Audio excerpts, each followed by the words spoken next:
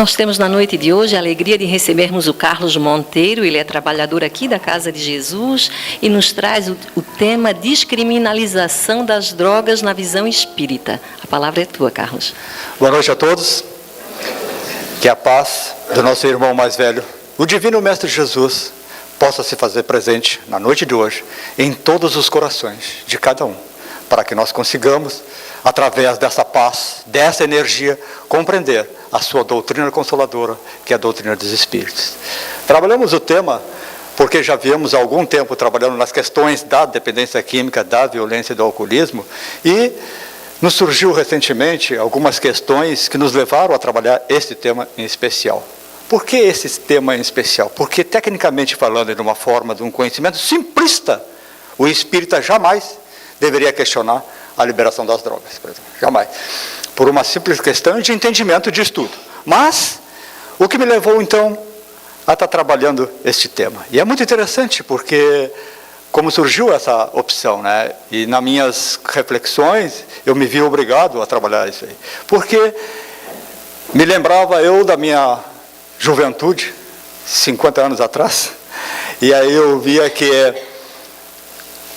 a maconha era uma coisa muito comum, e naquela época se dizia mais ou menos assim: fume maconha e não fume cigarro, que a maconha faz menos mal que o cigarro.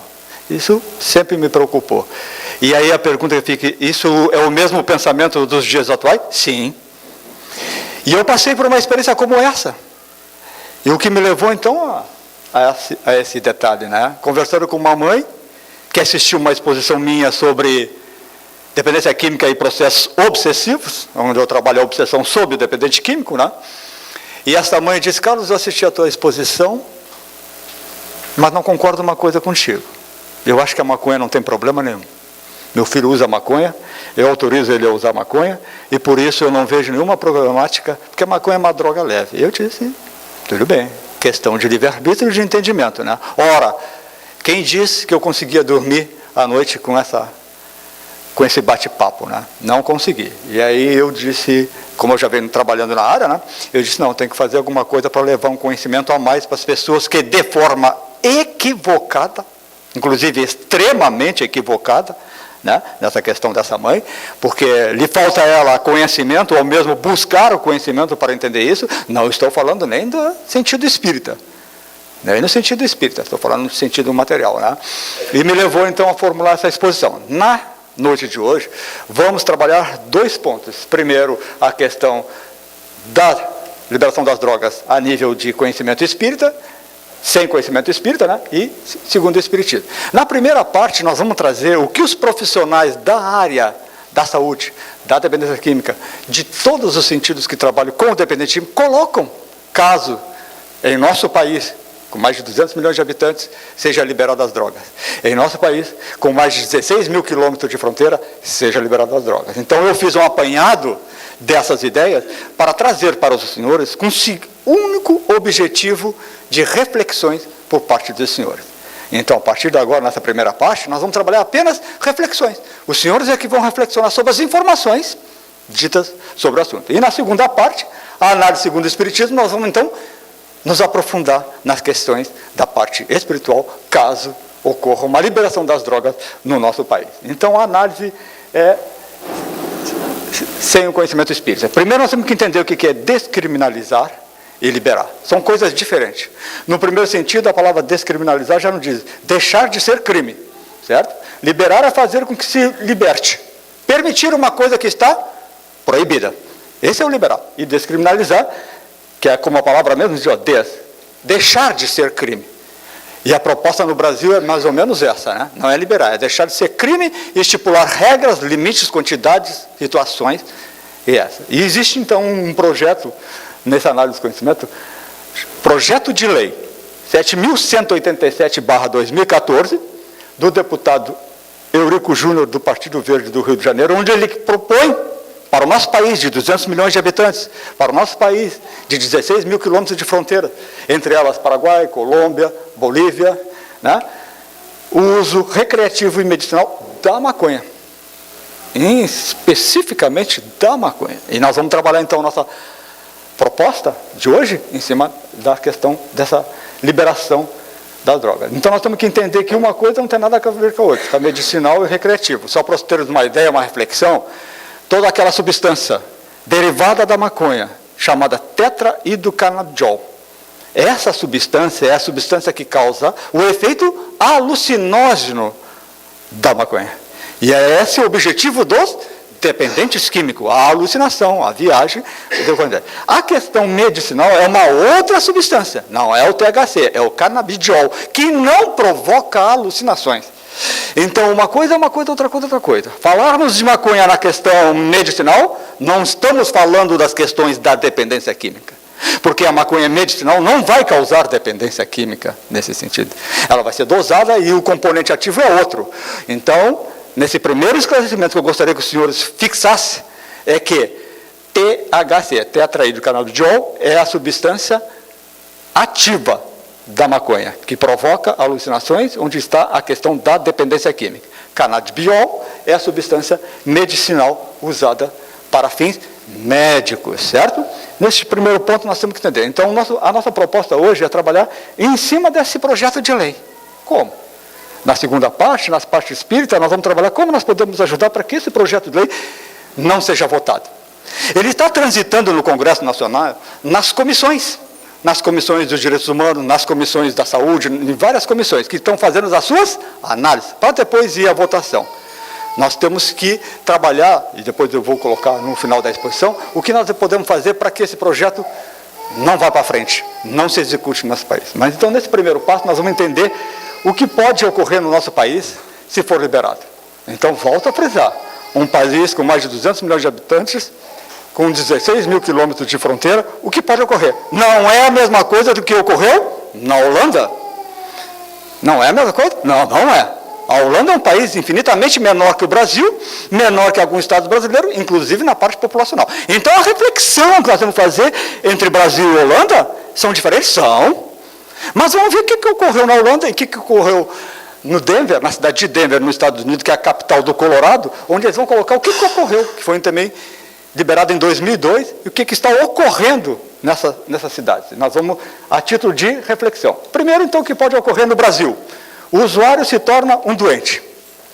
Quer dizer que o usuário dependente químico da maconha é um doente? É. Não estamos falando a nível espiritual, hein? Estamos falando a nível dos profissionais da área. Ele é tratado como doente? Sim, é tratado como doente. Ele vem a ser internado, ele tem que... Sim, nesse processo sim, certo? Então nós teremos mais doentes no nosso país? Com certeza, né? Com a liberação. Esse é um ponto.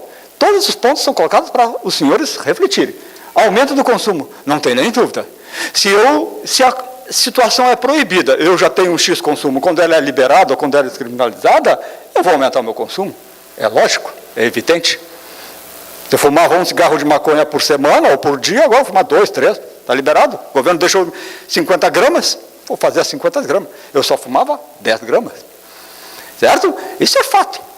A reflexão é dos senhores, né? Uso de drogas mais pesadas. A chamada tolerância. E é muito interessante, porque fazemos um trabalho numa clínica de recuperação de dependentes químicos em Itapema, chamada Provita, e eu converso com os usuários lá, eu vou lá, faço um trabalho com eles a nível espiritual, levo o conhecimento espírita para quem está o quê? Tentando se ajudar nas questões da dependência química. Então é um foco muito próprio, direto ao assunto, ao interessado, né? E aí eu converso com eles e quase todos eles, sem exceção, eles dizem mais ou menos assim, para nós entendermos essa questão aqui. Todos eles dizem, eu imaginava, como me falaram, de que eu só usando maconha, eu jamais ia transitar para cocaína, para o crack, que seja. Mas não teve jeito. Criei uma questão de tolerância, meu organismo se adaptou tanto àquela maconha durante 2, 3 anos que eu usava, que depois me foi necessário passar, pular para drogas mais fortes, para sentir efeitos que eu já não sentia mais com a maconha. Isso pode ocorrer com dependente químico, conforme eles mesmos nos relatam? Sim. Então a maconha no Brasil, se for liberada, poderá de uma forma ou de outra levar os indivíduos para o crack? Para a cocaína? Não tenho nem dúvida, é o que ocorre. Ora, e o crack e a cocaína não é liberada, não é permitida, isso vai ser ruim? Sim.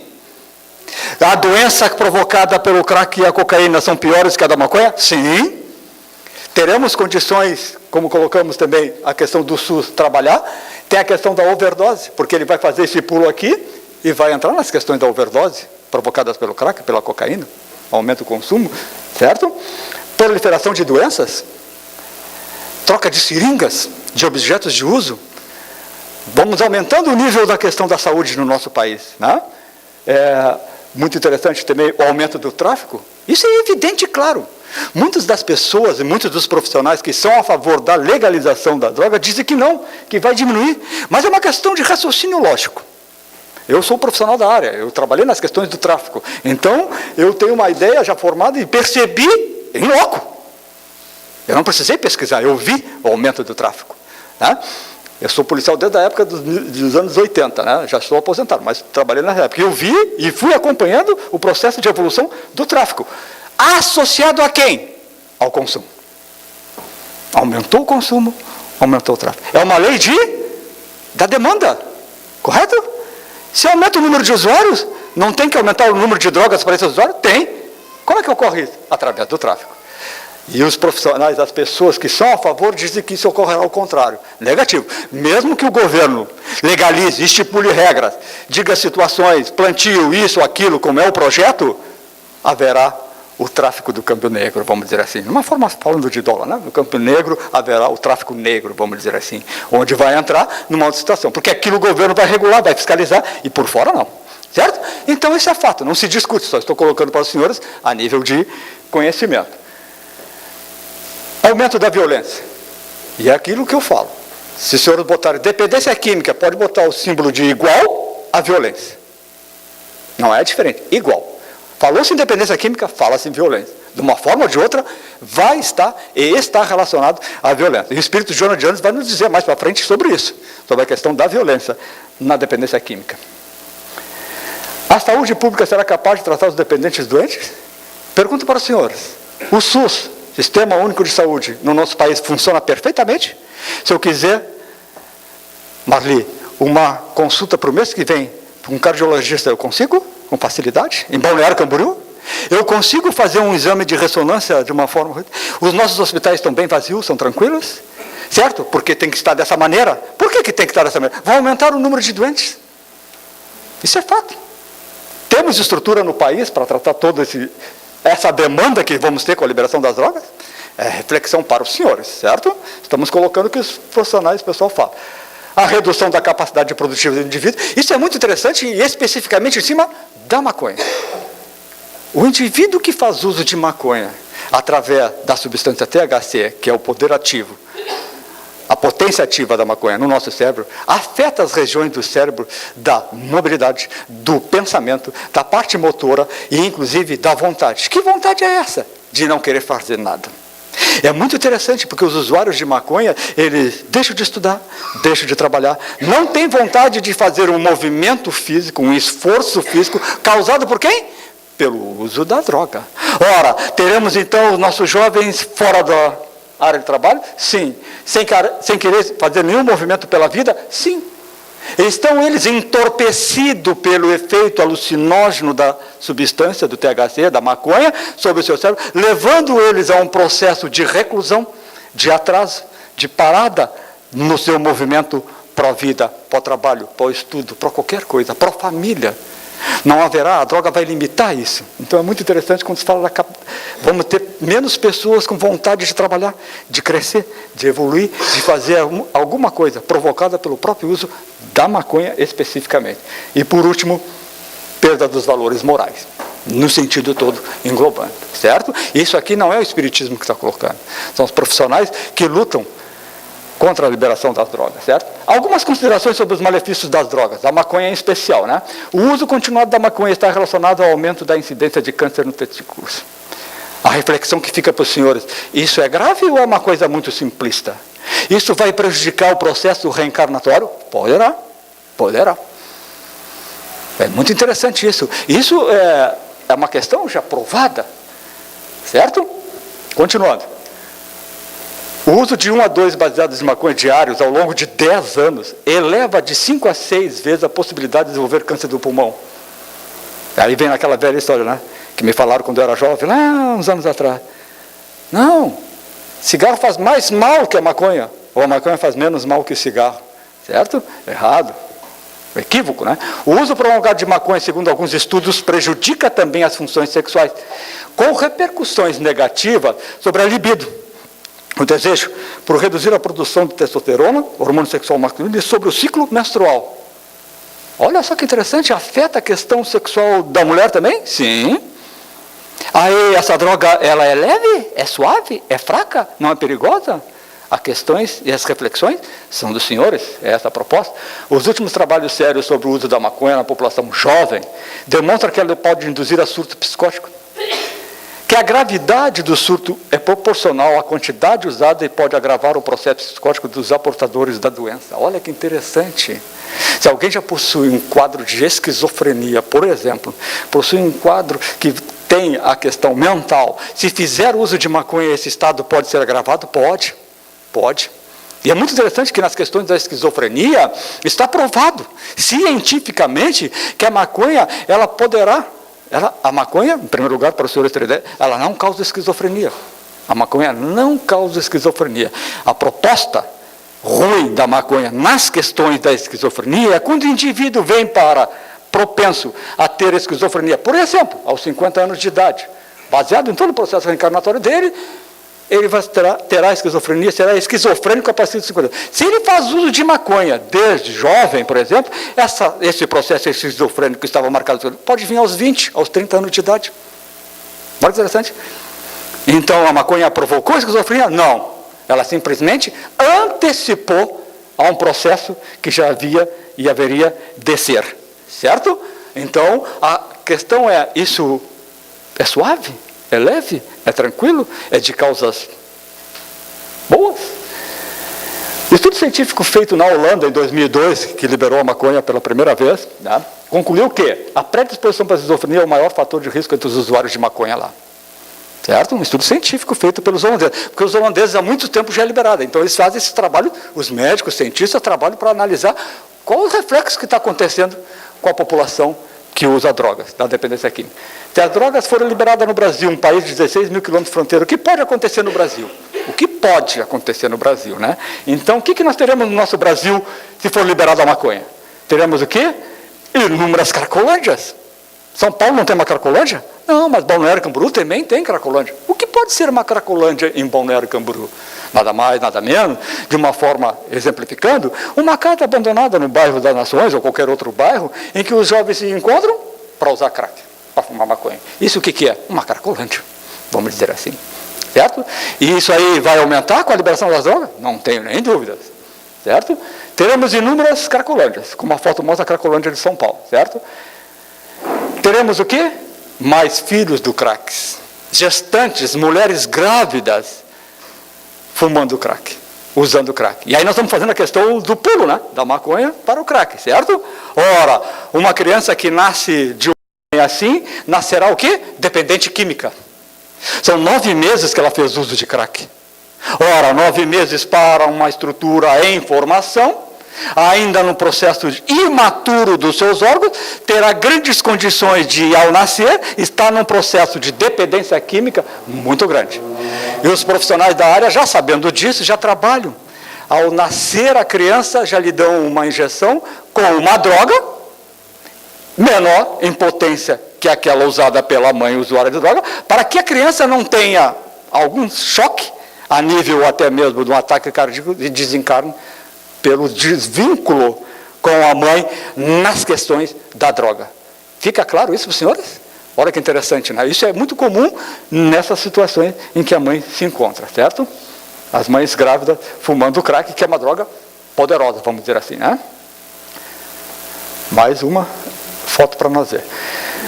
Teremos também mais crianças usando drogas. E aí muitos poderiam perguntar, criança usando droga, Carlos? E aí eu diria para os senhores, temos criança de 10 anos em Balneário Camboriú que fuma maconha. 10 anos? 10 anos. Em Balneário Camboriú? Em Balneário Camboriú. Não é novidade, certo? Para aqueles que não sabiam, só procurar no Google que vai chegar nessas conclusões, certo?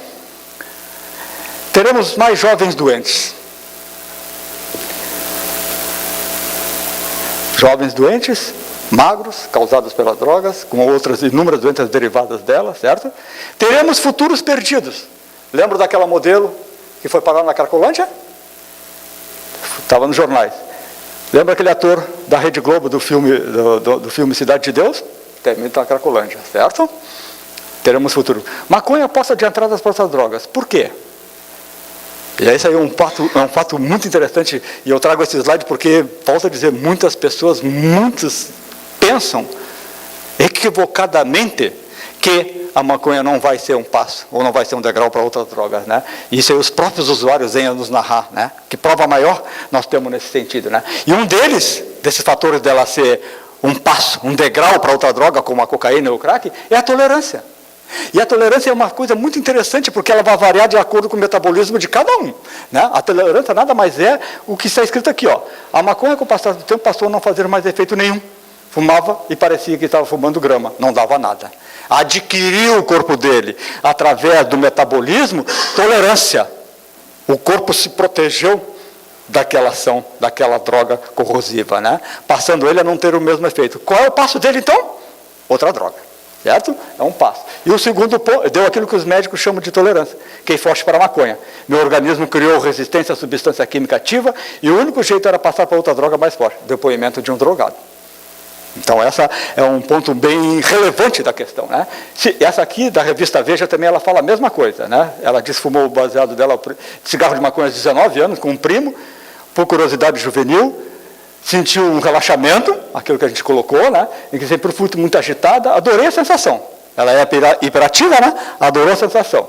Passei a fumar com frequência. Aos poucos a maconha foi invadindo a minha existência. E eu vivia letárgica, parada, aquilo que eu falei para os senhores, né? Mas achava tudo absolutamente normal. A maconha foi a porta de entrada para outras drogas. A certa altura, quis experimentar uma sensação mais forte. A maconha havia perdido a graça. Aos 27 anos, cheirei cocaína. Aos 35, mudei para o crack. Virei um rato.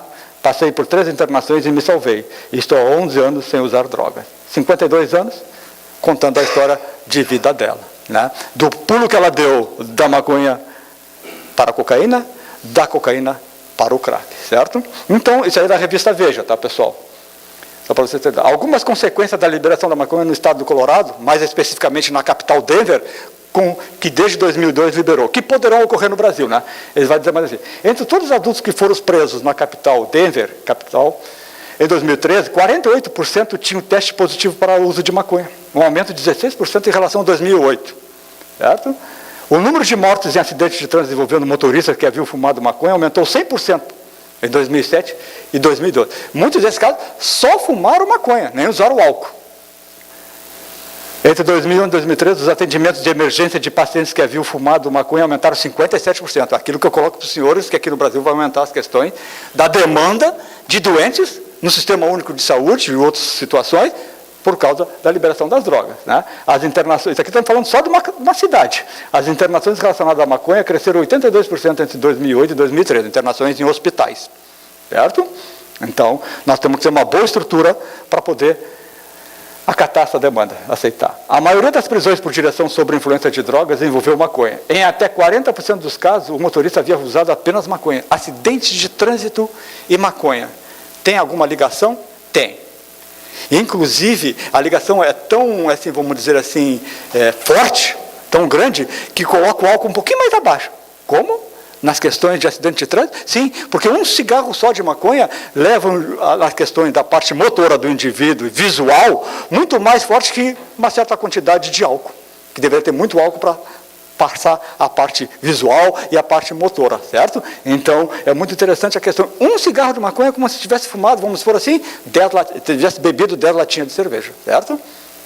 Primeira grande consequência que está acontecendo com o Uruguai, que liberou maconha. O Uruguai, país pequeno, fronteira com o Rio Grande do Sul, e liberou maconha já há algum tempo, né? E já surtiu alguns efeitos que poderão ocorrer no nosso país com certeza, porque o Uruguai é bem pequeno, é menor que alguns estados brasileiros, né?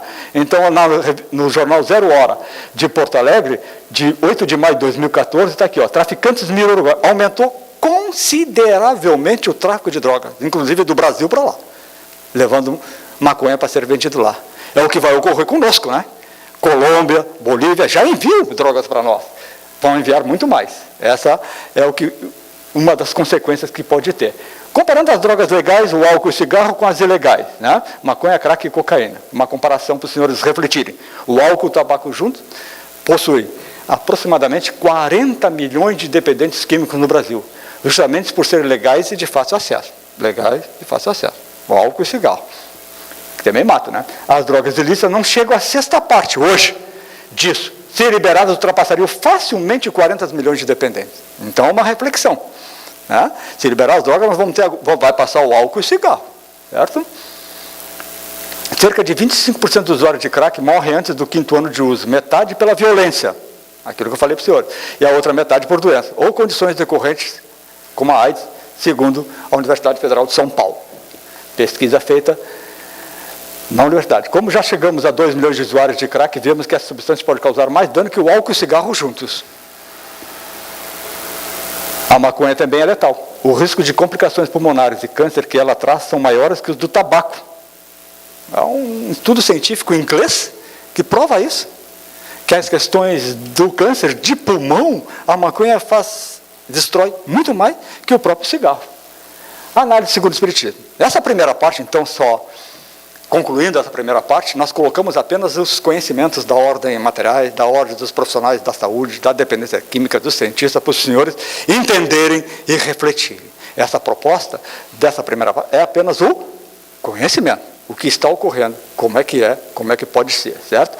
Nessa parte agora, a análise segundo o Espiritismo, nós vamos nos focar mais no entendimento espírita, que seria, como eu volto a dizer, como falei no início, uma coisa desnecessária para nós espíritas, no entendimento, né? A liberação das drogas não seria um tema plausível de ser trabalhado numa exposição espírita, porque ela é um tema que não gera dúvidas, não tem problemática, não tem porquês, certo? Mas vamos lá, para aqueles que estão, ou que têm conhecidos, ou têm uma ideia das questões de se liberar, vai fazer bem, vai melhorar, vamos ver então agora a análise espírita.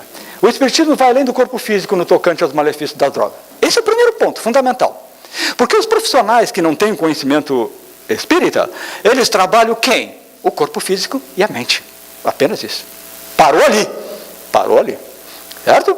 Nós espíritas não paramos ali. Nós vamos adiante em mais duas situações. Quais são?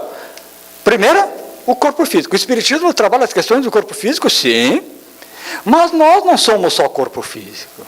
A doutrina espírita ela é muito clara nisso, né? Ela nos coloca de uma forma simplista, de uma forma básica para falar para os senhores, nós somos compostos de corpo físico, dessa maneira, e de um perispírito, um corpo perispiritual. O que é o perispírito? O perispírito é um corpo sutil, feito de uma matéria leve, uma matéria muito sutil, muito suave, que nós, quando encarnados, que não temos o dom da mediunidade, não o vemos.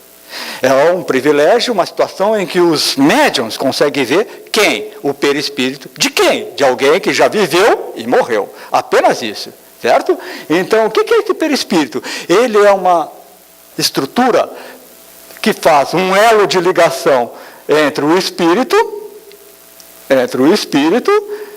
e o corpo físico. Ora, o perispírito é o modelo organizador biológico do corpo físico. Ele que deu essa forma. Então, ele tem toda a estrutura, porque ele gerou essa estrutura aqui, né? Ele tem toda a forma daqui e passou para cá. E ele, conforme André Luiz nos coloca, está ligado ao nosso corpo físico, célula a célula. Havendo uma célula no nosso corpo físico, há uma célula perispiritual. Há uma ligação. Certo? Então, nós ao desencarnarmos, ao morrermos, nós sai do corpo físico o perispírito, que tem como comandante desta nau, vamos colocar assim, o espírito. Quem comanda a nau, quem comanda esse barco, é o espírito. Então, o espírito necessita do perispírito para manifestar-se no corpo físico. Ora, nesse sentido, através das questões das drogas, podemos fazer uma reflexão da seguinte maneira. Então, quem é o dependente químico? O corpo físico, o perispírito ou o espírito? Quem é? O espírito. Quem é o doente que está com câncer? É o corpo físico ou é o espírito? É o espírito. O espiritismo é muito claro nas questões das doenças. Quem é doente é o espírito. O corpo físico é a manifestação da doença do espírito. Fica claro isso? Esse é o entendimento. Quem quiser se aprofundar, vem estudar na casa, para entender as questões do perispírito. Então, se alguém está passando por um processo de dependência química, é porque o espírito dele é doente? Sim, o espírito dele é doente. Ora, e como é que ele manifesta então o desejo de usar droga? Ele transmite através do processo perispiritual, através do perispírito, para o corpo físico, o desejo de fumar maconha. Aí o corpo físico vai, pega a maconha e fuma. Mas quem é que está com o desejo, a vontade? É o espírito. Fica claro isso para os senhores? Então o corpo físico é apenas o objeto, o meio que o espírito se utiliza para matar as vontades, os seus desejos. Fica claro nesse entendimento? Isso por si só nos dá uma compreensão muito ampla. Porque nós podemos colocar a título de que quem é o viciado não é o corpo que o Carlos está usando, é o espírito do Carlos. Uma forma simplista, né? Grosseira para o senhor entender. Então quem é o viciado é o espírito. Ficou claro? Alguma dúvida? Nós temos, vou abrir um parênteses, nós temos até às 11h30 para fazer essa exposição. Se tiver alguma dúvida, é só levantar a mão que a gente vai lá. Inclusive já tem café, será colchão também, né? Se o pessoal quiser dormir aqui, para poder dormir, certo? Porque ela vai longe. Mas ficou clara essa situação? A questão do perispírito, se quiser se aprofundar, venham estudar na casa, que a gente poderão se aprofundar no assunto. Então, as drogas, elas agem nas 3 situações. No corpo físico, no perispírito e no espírito. Olha que interessante, né? Elas vão causar malefícios nos 3 sentidos, nos diferenciando daqueles que não têm o conhecimento espiritual. Por isso que é difícil tratar um dependente químico. Porque há sempre na dependência química, conforme Jonas de Anjos coloca, um componente espiritual. Não existe dependente químico que não tenha componente. Não existe um usuário de drogas, não existe um só alcoólatra, não existe um só fumante que esteja sozinho a nível espiritual. Ele pode estar sozinho a nível material, físico, mas a nível espiritual poderá ele estar acompanhado por um ou mais espíritos sempre. Isso é fato. Nós não aceitamos isso, nós não cremos nisso, por quê? Não vemos. Porque se víssemos, ficaríamos impressionados. E isso é uma questão muito fácil para nós dialogar e colocarmos para os senhores. Baseado no que a doutrina espírita nos coloca, através dos mentores que trazem os ensinamentos espíritas, de que para cada um encarnado de nós, existe de 3 a 5 espíritos desencarnados, que nada mais foram pessoas que já viveram na Terra, que por hora estão no mundo espiritual. E então nós podemos fazer uma continha fácil, 7 bilhões de habitantes no planeta Terra, vamos pegar a média aritmética entre 3 e 5, 4 vezes 7, 28 bilhões de espíritos na volta do planeta Terra. Muitos deles dependentes químicos, da maconha, do álcool, da cocaína, do cigarro, que não encontram no mundo espiritual o álcool, o bar, o cigarro, a maconha, a cocaína. E para onde eles vão? Para os mesmos encarnados vivos, fazer uso com eles. E por que eles fazem isso? E é fácil para eles fazer, Carlos? Sim, nessa questão, o que aquele que morreu tem, que nós colocamos? Um perispírito. Ora, se aquele que morreu por uma overdose, por causa do álcool, tem um perispírito, ele tem o mesmo que eu, encarnado, vivo, que também tem um perispírito. Só que o meu está ligado ao corpo físico. Nesse processo simples de ligação vibracional, eu atraio, quando vou fazer uso de maconha, quando vou beber, um espírito que desencarnou nas condições do alcoolismo, nas condições da droga, para mim. E ele chega perto de mim e fica simplesmente ao meu lado. Há um perispírito e há um perispírito em mim. O perispírito é aquele espírito. Nesse processo de igualdade, de sintonia, de corpos iguais, vamos dizer assim, de matéria de corpos iguais, perispírito encarnado e perispírito desencarnado, há um processo de simbiose. O que é? Simplesmente ele se aproxima, fica do meu lado, as energias são iguais, vão passando de um para o lado para o outro. Quando o indivíduo pega um copo de uísque e coloca na boca e bebe, no seu corpo físico, o uísque entra, vai entrar em contato com a sua corrente sanguínea. Ligado aos conhecimentos que a doutrina espírita nos esclarece, que o perispírito está ligado ao corpo físico, célula a célula, todo momento que nós temos células sanguíneas e o álcool entrou nas correntes sanguíneas, fazendo penetrar na célula sanguínea, automaticamente há um processo de passagem automática para o perispírito do encarnado. dependente químico, usuário de drogas, alcoólatra, que num processo energético passa de igual momento instantaneamente para o espírito, que tem o seu perispírito, que quer beber, que quer fumar, que quer usar drogas. Me fiz entender? Deu para vocês entenderem alguma coisa até aqui? Ninguém está entendendo nada, né? Está todo mundo assim, ó. Ninguém entende nada. Mas é um processo, se vocês querem se aprofundar, vem estudar na casa, né? Então é uma coisa muito simplista para o espírito beber. Muito fácil. Inclusive ele não precisa nem saber como é que é esse processo energético. Basta ele chegar do lado de algum vivo, de alguém que esteja bebendo, de alguém que esteja fumando, de alguém que esteja usando droga. Vai passar a energia automática. A vontade do encarnado é beber. A vontade do encarnado é usar maconha. Qual é a vontade do espírito? A mesma. Então há o quê? Trocas iguais, idênticas. Desejos iguais. Isso facilita que a energia do encarnado, dependente de que se expanda e vá de encontro à energia igual do espírito que está com seu perispírito e quer beber, fumar, certo? Então isso por si só é uma parte muito importante para nós reflexionarmos dentro do entendimento espírita das questões das drogas, né? Todo usuário de drogas sempre está acompanhado de um ou mais espíritos viciados que impulsionarão o dependente a usar mais drogas, inclusive podendo levar a uma overdose. Olha que interessante essa colocação. Quer dizer que às vezes eu conheci alguém que teve uma overdose de crack e desencarnou.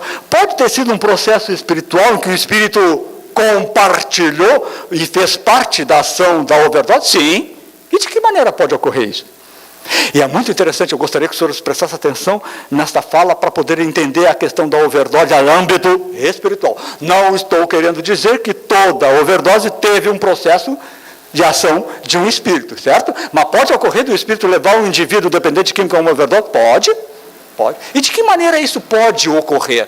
Então, sob a forma do exemplo, eu gostaria de que os senhores entendessem da seguinte forma. Imaginemos que um encarnado, vivo, dependente químico, usuário de maconha, de crack, por exemplo, fazendo uso de crack há muitos anos, de repente ele faz uma certa quantidade. Mas até ali ele está sendo obsediado, influenciado, com um companheiro, parceiro do mundo espiritual para usar crack, e um espírito. Chega outro espírito, são 2 espíritos, chega 3 espíritos usando o crack dele. Ora, havendo 3 espíritos que estão incentivando, inspirando, pedindo mais crack para aquele encarnado dependente químico, automaticamente ele vai usar mais drogas. Mas ele estava acostumado a uma condição X. E quando o espírito chega para usar droga junto com alguém, ele, com o encarnado vivo, ele divide as quantidades da droga. Mais ou menos assim, se alguém encarnado fuma um cigarro de maconha e o espírito influencia e ele quer mais, o encarnado vai usar mais cigarro e estão dividindo. Um cigarro de maconha para ele, outro cigarro de maconha para quem? Para o espírito, certo? Ora, tem um diferencial muito grande que vai dar o porquê dessa situação. O espírito não tem corpo físico. Olha que interessante. O espírito não tem corpo físico. Ora, se ele não tem corpo físico, quem é que vai absorver a substância da maconha, do álcool, do crack? Apenas o perispírito. E quem é que vai absorver as substâncias do álcool, da maconha no encarnado vivo? O corpo físico ou o perispírito, certo? Absorção. Ok. Mas o espírito, então, não tem corpo físico, então ele pode usar muito mais. Olha que interessante. Porque ele não tem um corpo físico que vai lhe passar, inclusive, as sensações desagradáveis do outro dia ao acordar, quando alguém tomou um porre, se embriagou. Então o espírito não vai sentir sede? Não. Não vai ficar com dor de cabeça? Não. Não vai ficar com mal-estar? Não. Ele não tem corpo físico. Quem sente isso é o corpo físico da ação corrosiva das drogas. Fica claro isso? Desta forma nós podemos compreender que o consumo, o desejo, a vontade de usar a maior quantidade de drogas é de quem? Do espírito. Porque o próprio corpo físico nosso, do dependente químico, nesse caso, é um bloqueio para o aumento do consumo. Onde ele pode ser levado a uma overdose que o corpo físico não suportou aquela quantidade excessiva de droga. Certo? Vamos lá. Acho que agora nós estamos um pouquinho mais rápido, vamos até umas 11 horas da noite, tá? Não se preocupe. Tem café para todo mundo, né, Lúcia? Permitirá acesso a obsessores. Então, na questão, não estamos falando de influência espiritual, que é uma coisa. O espírito vinha até um dependente químico que queria usar droga, isso é o quê? Uma influência espiritual, porque o espírito quer apenas usar drogas. Mas o espírito pode ser alguém do passado, de nossas vidas, que quer nos cobrar uma dívida. E aí ele é então um obsessor. Ora, então o usuário de maconha pode permitir que seu obsessor, aquele que quer lhe cobrar uma dívida por você ter matado ele numa vida passada, terá facilidade se eu usar maconha para me encontrar? Não tenho nem dúvida. E é muito simples para o entendimento. As drogas vão destruir as proteções perispirituais que nós temos. Olha que interessante. Elas vão matando a nossa tela de proteção etérica, que vai o quê? Liberando o nosso perispírito na relação com o mundo espiritual. Então, aquele obsessor que não me encontrava enquanto eu não usava droga, enquanto eu não bebia, enquanto eu era uma pessoa ligada em Jesus, ligada no bem, só fazia o bem, eu estou o quê? Protegido nas minhas questões perispirituais. Certo? Porque o espírito me encontra pelo espírito, pelas vibrações, certo? Mas a partir do momento que você começa a fazer uso de droga, você vai matando, destruindo a sua proteção perispiritual, permitindo que o seu obsessor, que não quer usar drogas, que é apenas lhe cobrar uma dívida por você ter matado ele numa vida passada, lhe encontre com maiores facilidades. Isso é a mesma coisa para o álcool, Carlos? Sim. É a mesma coisa para o cigarro? Sim. É a mesma coisa para falar mal dos outros? Sim. Todo mal, toda a minha imoral, todo aquilo que eu faço de errado vai me destruir as minhas proteções? Não tenho nem dúvida. Então é muito interessante para nós ter essa reflexão. Olha quanta informação a doutrina espírita nos diferencia das questões materialistas na dependência química e automaticamente na liberação das drogas, né? A destruição do perispírito gerando novas doenças. Reencarnações perdidas. E é muito interessante porque todos nós, sem exceção, todos os habitantes do planeta Terra, sem exceção, reencarnam com a proposta da prática do bem. Como? Muitos poderiam estar refletindo. Está querendo me dizer, Carlos, que o Hitler reencarnou para fazer o bem? Sim, afirmo categoricamente. Está querendo me dizer que o Fernandinho Beiramar reencarnou para fazer o bem? Sim, categoricamente. Ninguém, exatamente ninguém, no planeta Terra reencarna para fazer o mal. Ninguém. Todos viemos fadados ao bem. Todos viemos voltados para evoluir, para crescer, para amar, para perdoar. As opções, quando no corpo físico, de trilhar outro caminho, são nossas. Ora, baseado nesse conhecimento espírita, da prática do bem, da evolução nos processos reencarnatórios, quando o indivíduo faz uso de drogas e fica numa vida inteira sobre as drogas, ele perdeu a encarnação dele. Jogou fora a proposta dele da prática do bem. Terá que reiniciar numa nova vida a fazer tudo aquilo que ele tinha programado para essa. Fica claro isso para os senhores? Olha só, então é um atraso a nível moral e espiritual? Não tenho nem dúvida, é um atraso. É tempo perdido. Se vocês conhecem alguém que desencarnou nas questões da dependência química, do alcoolismo, e viveu nessa vida da dependência química, deixou da prática do bem, na sua sinceridade, para aquilo que veio, retornará em uma próxima vida com o corpo doente e, além do mais, ter que fazer tudo de novo. Talvez ele não consiga fazer aquilo que ele teria que fazer, porque o corpo não vai deixar. E então, primeiro, ele expurga as questões da dependência química numa vida, para numa segunda, possivelmente, refazer aquilo que ele deixou de fazer naquela que ele entrou no mundo das drogas. Certo? Futuras reencarnações com corpos doentes, como a gente coloca, e a doutrina espírita já nos diz, né? Renascerá com predisposição ao uso de droga. Esse slide são 45 minutos que eu vou falar, tá? Ele é muito importante. Eu gostaria que os senhores entendessem. E para nós entender, porque nós poderíamos... Então quer dizer que o meu filho pode nascer com tendência para usar maconha? Sim, pode. Então você está querendo me dizer que a doutrina espírita diz que um indivíduo pode nascer com tendências para ser alcoólico? Pode. Pode. E por que isso ocorre? E é muito interessante, porque na reflexão espírita nós podemos entender isso como uma bondade de Deus. Como, Carlos? Receber um filho que tem a possibilidade, na parte genética inclusive, para ser alcoólatra, isso é uma bondade de Deus? É. Porque Deus é só bondade. Não se discute a bondade de Deus. Não se discute. Certo? E isso é uma bondade de Deus? É.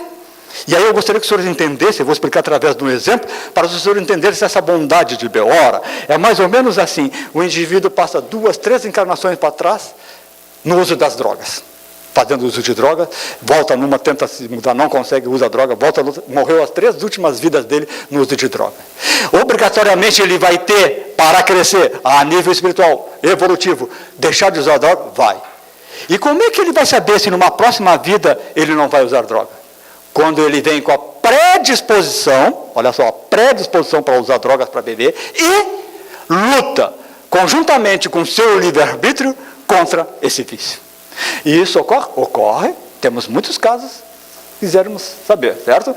Então o indivíduo vem com a tendência ao uso de álcool, com a tendência ao uso da droga, porque ele já traz isso, foi reprovado. Olha que interessante, ó. Vamos fazer uma associação à escola. Ele foi reprovado nessa matéria nas 3 últimas encarnações. E não é assim que ocorre na nossa escola que a gente estuda? Para aprender trigonometria não tem que fazer uma provinha? Senão eu não vou para frente. Para sair do primeiro ano, eu não sei como é que é agora, na minha época era diferente. Mas a gente não tem que fazer uma prova para passar de ano? É assim que funciona, né? A mesma coisa nas questões da dependência química dos vícios. Como é que eu vou saber que eu vou vencer as minhas más tendências para o alcoolismo se eu não for tentado? Porque nenhum de nós pode dizer, eu jamais serei alcoólatra, se não foi tentado. Eu preciso ser tentado para me conhecer? Sim, sim. Ora, nas tentações e naquilo que eu trago, é onde eu vou o quê? Vencer, fazer a prova aí, vencer. Então é muito interessante essa questão aqui, porque esse renascerá é aquilo que vai o quê? Se ele efetivamente renasce com a vontade e o desejo de ser um usuário de droga, e chega aos 14 anos, onde ele é tentado pelo colega na escola, no Energia, por um cigarrinho de maconha, ele diz não, e foca no não, e deixa ele o quê? Venceu. Terá ele que passar numa próxima vida pela predisposição? Não, não precisa mais, ele venceu. É a mesma coisa, se você olhar para você e você nunca bebeu nessa vida, você já venceu essas questões da bebida. Se você nunca tem uma questão com a drogadição nessa vida, é porque você já venceu essa prova. Agora, para mim saber isso efetivamente, eu tenho que ser tentado, certo? Vamos lá. Todo usuário de droga é um suicídio potencial? Sim. Porque só as drogas é suicídio, Carlos? Não. A gula também é. Como? Se eu comer demais e morrer por um problema intestinal, estômago, isso foi suicídio? Foi.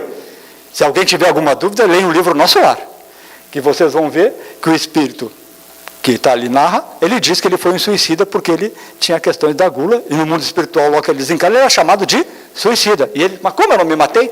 E então as questões da gula é uma questão de suicídio? Sim. Então nem falamos da questão das drogas, né? Da dependência química, do alcoolismo, que seja. Falar mal dos outros a vida inteira é suicídio? É. Olha a equivalência, né? Falar mal dos outros a vida inteira, eu peguei o telefone e falar mal de todo mundo, só falando mal. É um suicídio, é. Cada vez que você fala mal de alguém, essas energias ruins que você está falando de alguém, estão aqui primeiro atacando quem? Você. Onde? Na área do seu corpo físico, onde ele é mais propenso, mais frágil. Ora, pode ser uma úlcera. E aí você morre de uma úlcera e nem sabe que essa úlcera aí foi derivada dos 30 anos que você falava mal de alguém. Correto? Nesse entendimento, a doutrina espírita nos dá, então, ali. Aí vocês fazem a reflexão e a ligação com a dependência química, com as drogas. O que diz os divulgadores da doutrina espírita, né?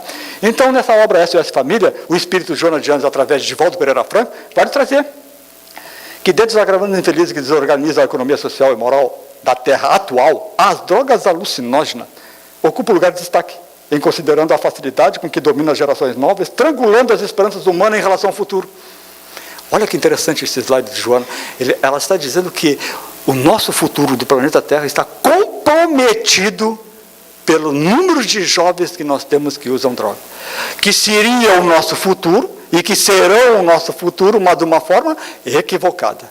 Porque ele vai ser o pai, como eu falei no início da exposição, que vai permitir que seu filho use maconha. Correto? Vai ser um processo de... vai passando de um para o outro. Então é muito interessante esse parágrafo da Joana. O espírito Camilo, que é o nome do meu filho, nenhum processo de drogas está dissociado dos processos de almas enfermas. Espírito sadio não se deixa embair pelas drogas. Então podemos dizer que quem usa droga é um espírito doente? É um espírito doente. Conforme o espírito Camilo, através de Raul Teixeira. André Luiz, no livro Conduta e Espírito, coloca: o corpo é o primeiro empréstimo recebido pelo espírito trazido à carne. Precatar-se, livrar-se, não entrar contra o tóxico, narcótico e alcoólico, é contra o uso de drogas que vicia a condição fisiológica natural. Então, orientação do espírito André Luiz: não entremos nas drogas, né? Se livramos delas, narcóticos e alcoólicos. Né?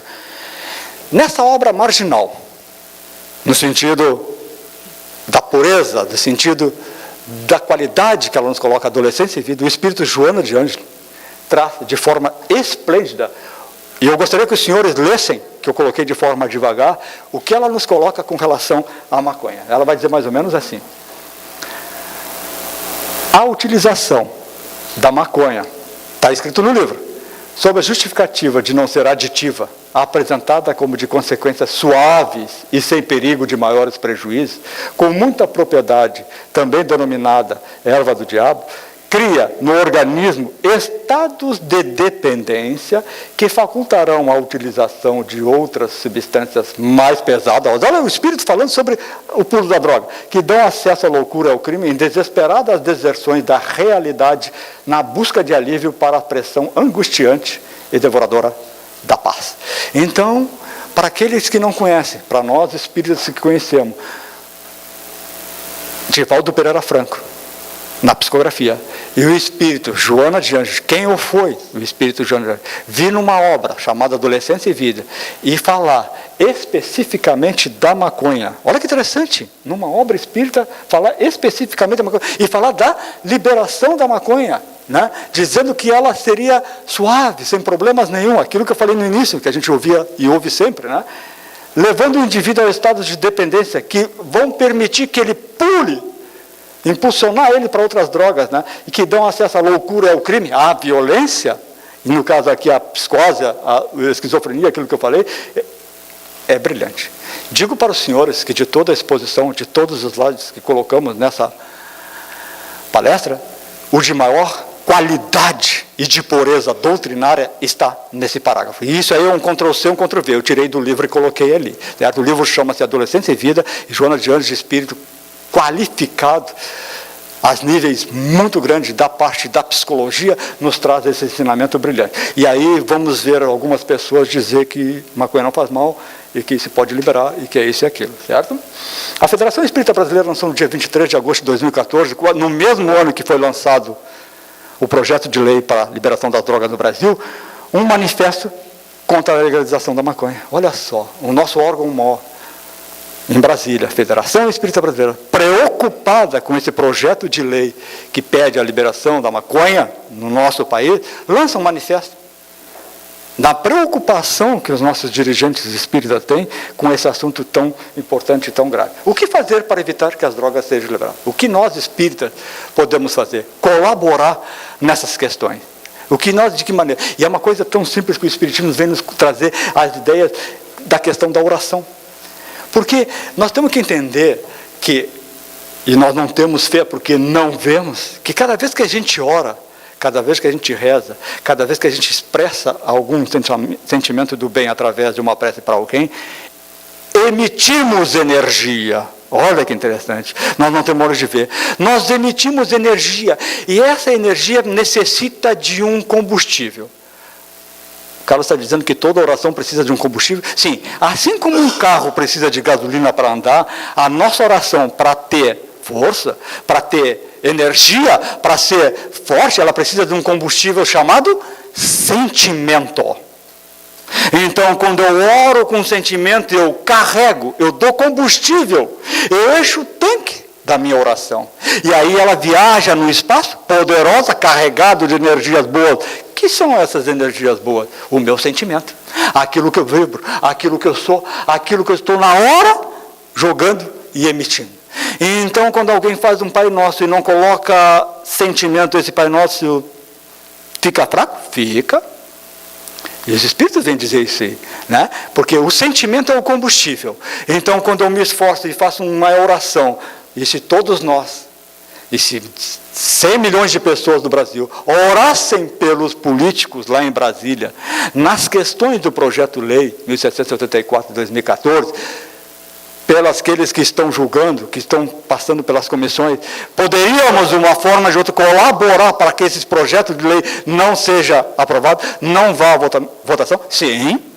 E é muito interessante, porque essa energia reunida em conjunto, por exemplo, né, levada em conjunto, vai servir de matéria-prima para os espíritos do mundo espiritual, porque essa energia do meu sentimento, ela é o quê? Animal. Por que ela é uma energia animal? Porque provém do meu corpo físico. Meu perispírito na ligação com o corpo físico, certo? Ora, então ela é uma energia que o mundo espiritual não tem? É uma energia que o mundo espiritual não tem. O que o mundo espiritual tem? Uma energia espiritual, ligada às condições espiritual. Ora, então eu orando, eu colaborando nessas questões, os espíritos vão manipular as duas energias? Sim, a minha, através do meu sentimento que eu botei naquela prece, conjuntamente com a falange de espíritos que está trabalhando para que esse projeto não seja aprovado, não vá adiante, vai manipular. Para chegar aí de encontro a quem? Aos políticos envolvidos nas votações, nas leituras, para votar isso. Para quê? Para que eles recebam essa energia trabalhada, desde um simples encarnado para o conjunto dos espíritos do bem, e tire a ideia da mente dele. Ou que deixe o projeto numa gaveta por muitos e muitos anos. Certo? Então essa é uma das melhores formas, e se não dizer a maior forma, que nós temos de colaborar. Aqueles que entenderam o quesito, aquele que entenderam o que a doutrina espírita coloca. E a pergunta que fica para os senhores refletir é: orar dá trabalho? Cansa a gente? A gente fica cansado depois de orar? Dá muito trabalho? É difícil orar ou não? Tem que ter alguma regra? Tem, uma regra só: colocar o sentimento, nada mais. E aí nós perguntamos, se isso é tão poderoso, como o Carlos está falando, por que nós não fazemos? Por que nós não temos fé? Nós não temos olhos de ver, então muitos de nós que está na matéria, como não tem olhos de ver, não acredita, não faz. Porque se nós conseguíssemos ver o que ocorre durante um processo de oração nosso, a nível espiritual, nós faríamos oração toda hora. É que nós não temos olhos de ver, certo? Então esse é o principal fator, a principal ideia para ajudar, né? Façamos prece aos bons espíritos para nos ajudarem nessa temática, né? Nós temos que trabalhar o nosso livre-arbítrio até para ajudar as pessoas que estão equivocadas nessa área, certo? Conversar com as pessoas, levar o entendimento espiritual. É quando eu olho para um vizinho meu que tem um filho usuário de drogas e acha que está tudo bem, se ele me der uma facilidade que eu leve o esclarecimento para ele. Mas se ele não me der uma facilidade e não quer conversar comigo, eu posso? Posso. Mas ele é um espírito, é um vizinho que está ligado ao mal? Não interessa, é um irmão nosso. Nem por isso eu vou deixar de fazer o bem. Jesus só ajudava os bons? Jesus não ajudava os estrupiados? Sim, né? Devemos fazer o mesmo. Orientamos nossos irmãos menos esclarecidos sobre as consequências da descriminalização das drogas, que vai ocorrer, né? Com todo esse conhecimento que a gente adquiriu. O plantio é livre, mas a colheita é obrigatória. Plantou a ideia. Então, aquele que se forma, eu tenho uma ideia formada a favor da liberação das drogas. Agora vamos fazer uma reflexão são 9 horas, até as 10 da noite. Vamos fazer uma reflexão só nesse sentido. Assim. Vamos imaginar que nós conhecemos algumas pessoas que são a favor da liberação da maconha. Essa pessoa terá uma cota de responsabilidade ao desencarnar, se o fato vier a ocorrer. Mesmo se vier, ou se não vier, ela tem a cota de responsabilidade dela. Baseada, o que é a cota de responsabilidade? É baseada no conhecimento dela. Olha só que interessante. Então, um ignorante terá uma cota? Assim. Aquele que é espírita e é a favor da maconha, como eu falei no início, qual é a cota dele? Essa. Porque ele tem o quê? O conhecimento. Fica claro isso para os senhores? Então, eu assumo uma responsabilidade quando eu vou num plebiscito, por exemplo, e voto a favor da liberação da maconha. Assume a responsabilidade. Será cobrado, chamado de encontro? Sim, no mundo espiritual, com certeza. Certo? Essa é uma reflexão que fica para nós entender. Então, o plantio é livre, mas a colheita é obrigatória. Eu vou colher aquilo que eu... Porque eu apoiando e votando a favor, e caso ganhe, eu vou ser responsabilizados em níveis baseados naquilo que eu... das tensões do meu erro, em todos os jovens que passarem a usar drogas, eu aprovei. Eu estimulei, eu botei meu sentimento a favor daquilo. Olha que interessante. Então é uma questão bem delicada de reflexões. Nós espíritas temos conhecimento espiritual sobre o assunto. Isso por si só nos diferencia dos outros. Não as drogas, sim a vida. Sejamos conscientes. Que a paz do Mestre Jesus possa abraçar cada um de nós.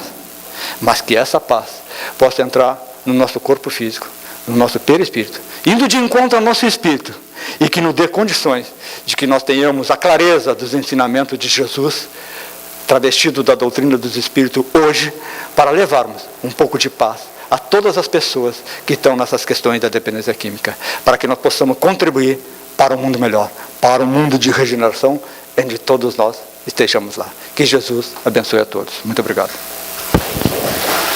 Nós agradecemos a você, Carlos.